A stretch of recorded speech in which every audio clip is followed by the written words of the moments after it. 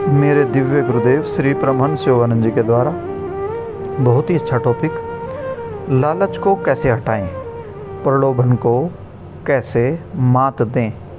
यह प्रवचन self realisation fellowship, अंतर्राष्ट्रीय मुख्यालय लॉस एंजलिस, कैलिफोर्निया, अमेरिका में 15 नवंबर 1934 को दिया गया था।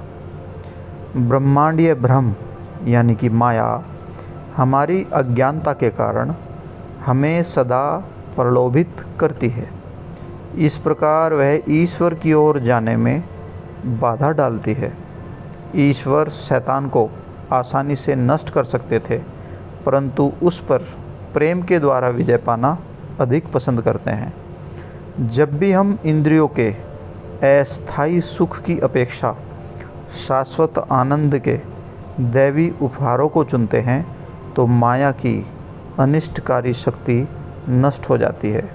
इसलिए यह हम पर निर्भर करता है कि हम अपने परमपिता ईश्वर के साथ सहयोग करें ताकि माया को परास्त किया जा सके। जब भी आप आलसी और लापरवाह होते हैं तो आप माया की शक्ति, शैतान की शक्ति की सहायता करते हैं ताकि वह आपको अपनी ओर खींच ले। परंतु हमें अपने आप को मुक्त कराने में सक्षम बनाने के लिए ईश्वर ने हमें तर्क, अंतश्चेतना, आंतरिक चेतना और इच्छा शक्ति प्रदान की है। पापमय कार्यों को अपनी प्रकृति देने का अर्थ है अपने आप को कष्ट में डालना। जब हम अपने गलत विचारों से गलती के गड्ढे में गिर जाएं, तो हमें प्रार्थना करनी चाहिए, हे परमपिता, हे प्रभु, हमें यहाँ मत छोड़िए, बल्कि हमारी तर्क शक्ति और इच्छा शक्ति के द्वारा हमें बाहर निकाल लीजिए। और जब हम बाहर आ जाएं, और यदि हमारी और परीक्षा लेने की आपकी इच्छा हो तो सर्वप्रथम हमें अपना बोध कराइए ताकि हम यह समझ जाएं कि आप किसी भी अन्य प्रलोभन से अधिक लुभावने हैं।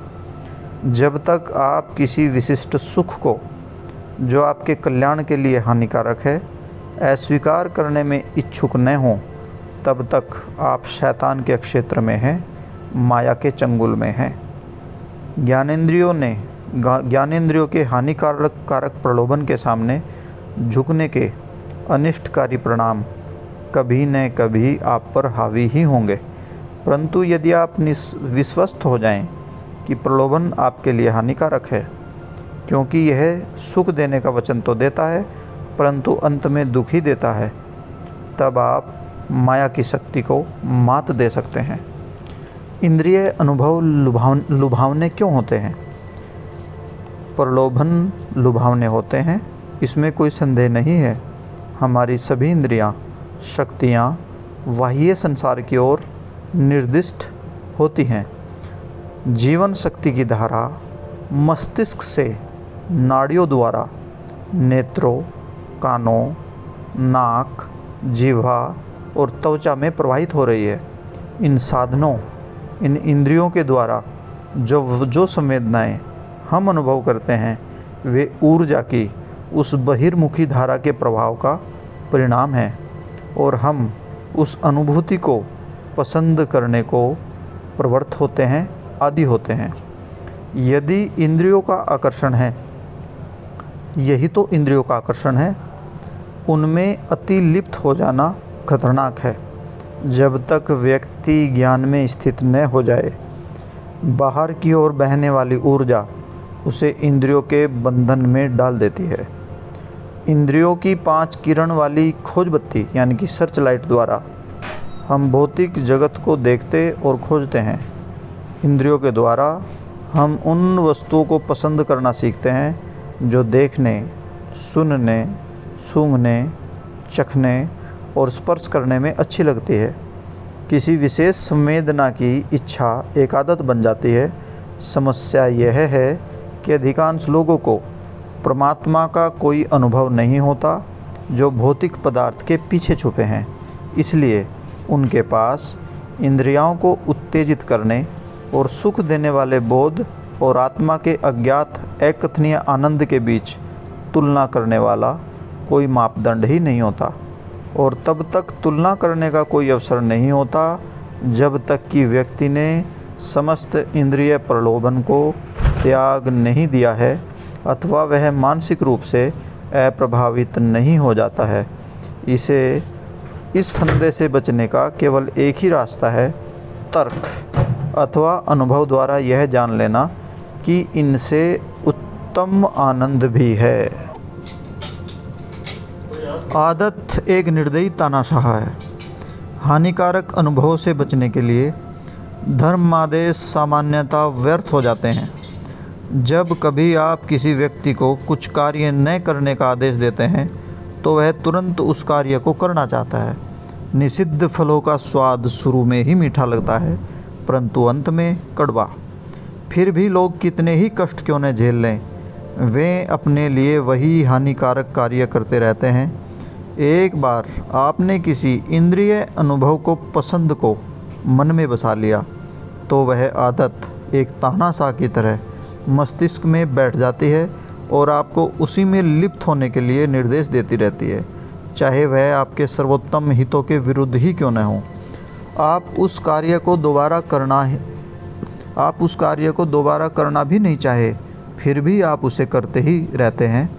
ऐसा आदतों के कारण होता है। उस सीमा तक जाने का कदापि प्रयास न करें जहां आप गलत आदतों के ऐसे शिकार बन जाएं। आपको अपना स्वामी स्वयं को बनाना ही चाहिए। अपने को किसी आदत से नियंत्रित न होने दें। जब इंद्रिय विशेष अनुभव की इच्छा आदत बन जाए तो उसे आचरण में लाना तुरंत बंद कर दें। मैं अदरक के पेय का शौकीन हो गया था क्योंकि यह मुझे भारत के नींबू शरबत की याद दिलाता था। जहाँ कहीं भी मैं जाता कुछ शिष्य मेरे लिए इसे उपलब्ध कराने की व्यवस्था कर देते। एक दिन मैंने पाया कि उपलब्धता न होने से यह पेय मुझे नहीं मिला और मुझे उसकी कमी अनुभव हुई। श्रीमान, अदरक का पेय। मैंने कहा, तुम तो बहुत दूर तक चले आ गए हो, मुझे इस बारे में पता ही नहीं चला। अलविदा। अगले दिन मैंने परीक्षा के लिए जानबूझकर थोड़ा सा अदरक पी लिया, मतलब अदरक का पानी पीने के लिए लिया, और मुझे इसका स्वाद बहुत ख़राब लगा। पिछले दिन का मेरा विचार इतना प्रबल था कि उसकी इच्छा तुरंत समाप्त हो गई। मुझे उस किसी भी वस्तु को की कदापि याद नहीं आती जो मुझसे दूर कर दी गई है अथवा जिसे मैं स्वेच्छा से छोड़ देता हूँ। कोई भी भौतिक सुख मुझे बांध नहीं सकता। मैंने इसे परख कर देखा है। आपको जीवन के समस्त अनुभव से आसक्ति के बिना गुजरने में अवश्य समर्थ होना चाहिए। भगवान कृष्ण ने कहा है, आत्म संयमी पुरुष राग और द्वेष से रहित, इंद्रियों को वश में करके भौतिक विषयों में घूमता हुआ और अविचलित आंतरिक शांति को प्राप्त होता है। जब आपको किसी समय कुछ वस्तु की आवश्यकता होती है, जैसे कि एक कोमल बिस्तर की, एक तकिए की, और जो कुछ भी आप हो, याद रखें कि आप स्वयं को दास्ता की ओर ले जा रहे हैं। जब इंद्रिय मोह से बंधने से आपकी इच्छा शक्ति और विवेक बंदी बन जाते हैं तो आप ईश्वर के अनंत साम्राज्य को खो देंगे। बहुत सारे संतों ने उस इंद्रियातीत समाधि का आनंद लिया है जिसका उन्होंने ईश्वर में पुनरुत्थान के समय अनुभव किया था, परंतु जो इच्छाओं के दबाव के अधीन अज्ञान में रहते हैं वे अनेक जन्मों तक इसी प्रकार रहेंगे जब तक कि वे सांसारिक प्रलोभन का प्रतिरोध नहीं करते। आपको सावधान रहना चाहिए कि कोई भी वस्तु आपकी सच्ची प्रसन्नता को अक्षति न पहुंचा सके। क्रोध, लोभ, ईर्ष्या के धीरे धीरे नष्ट करने वाले भावावेश और कामुकता, मदिरा अथवा मादक पदार्थ द्वारा अति उत्तेजित होना आपके लिए अत्यधिक हानिकारक है, क्योंकि ये आत्म आनंद की अनुभूति में बाधा डालते हैं। यदि आप वास्तव में प्रसन्न रहना चाहते हैं तो इंद्रिय शक्तियों में अलिप्तता द्वारा उनका दुरुपयोग कदापि न करें।